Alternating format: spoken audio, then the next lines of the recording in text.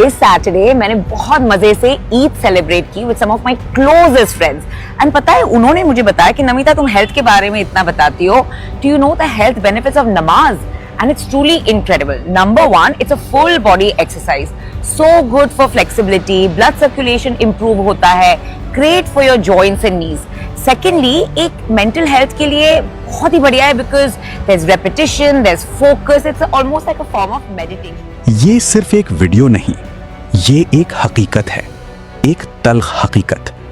आज के दौर में अगर कोई सच बात करे, अगर कोई इंसानियत की बात करे, अगर कोई किसी अच्छी चीज के फायदे बताए तो उसे सराहा नहीं जाता बल्कि निशाना बनाया जाता है। इंडिया में एक मारूफ बिजनेस वुमेन नमिता थापर, जिन्हें लाखों लोग फॉलो करते हैं, उन्होंने ईद के मौके पर एक पोस्ट की। उस पोस्ट में उन्होंने ईद को शुक्रगुजारी, सखावत और इंसानों के दरमियान मोहब्बत और इत्तेहाद का त्यौहार करार दिया और साथ ही एक बात कही जो शायद कुछ लोगों को बर्दाश्त ना हुई। उन्होंने कहा कि नमाज के तिब्बी फवाइद भी होते हैं। उन्होंने बताया कि नमाज जिस्म को लचक देती है, खून की रवानी बेहतर बनाती है और इंसान को ज़हनी सुकून देती है। ये एक सादा बात थी, ना कोई सियासत, ना कोई इश्तियाल, लेकिन उसके बाद जो सोशल मीडिया पर हुआ वो सिर्फ तंकीद नहीं थी, वो एक खुली नफरत थी। उन पर गालम गलौच की गई, नाजीबा अल्फाज इस्तेमाल किए गए, उनके खिलाफ मुहिम चलाई गई, यहां तक कि उनकी वालिदा को भी निशाना बनाया गया। ये सवाल है, क्या किसी इबादत के फायदे बताना जुर्म है? क्या सच बोलना इतना खतरनाक हो चुका है? ये पहला वाकया नहीं, ऐसी कई वाकयात सामने आते रहे हैं जहां अगर कोई शख्स मुसलमानों के बारे में या इस्लाम के किसी पहलू के बारे में मुस्बत बात करे तो उसे फौरन निशाना बनाया जाता है। हकीकत ये है कि जब मुआशरे में बर्दाश्त खत्म हो जाए तो सच बोलने वाले सबसे पहले निशाना बनते हैं।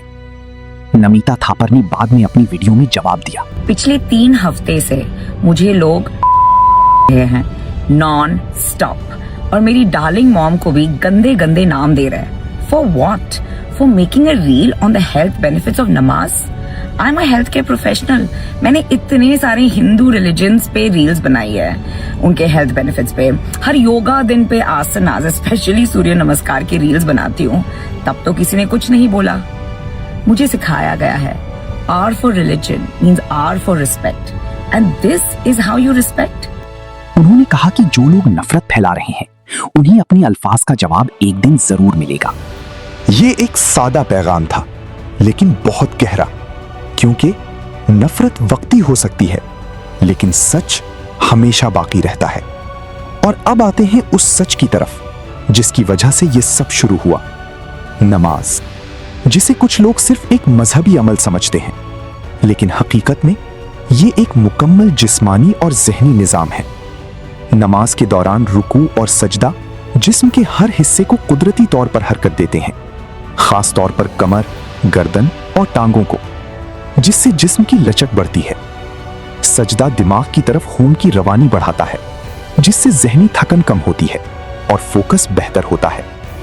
नमाज इंसान को स्ट्रेस, एंजाइटी और डिप्रेशन से निकालने में मदद देती है। ये दिल को सुकून देती है और सोच को साफ करती है।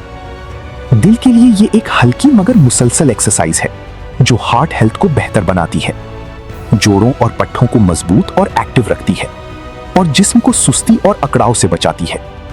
ये सिर्फ इबादत नहीं, ये एक मुकम्मल सिस्टम है, जिस्म के लिए भी और दिमाग के लिए भी। अब फैसला आपका है। अगर कोई इस सच को बयान करे तो क्या उसे खामोश कर दिया जाएगा या फिर सच को सच मान लिया जाएगा? और अगर सच को सच मान लिया जाए तो फिर हमें भी अपने अंदर झांकना होगा। क्या हम वाकई नमाज को वो अहमियत दे रहे हैं जो उसका हक है?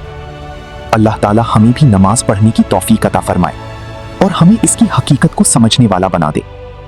अगर आप चाहते हैं ऐसी मजीद सच्ची और मालूमाती वीडियोस तो हमारे चैनल को सब्सक्राइब करें, वीडियो को लाइक करें और कमेंट्स में जरूर बताएं, क्या नमाज वाकई इंसान की जिंदगी बदल देती है?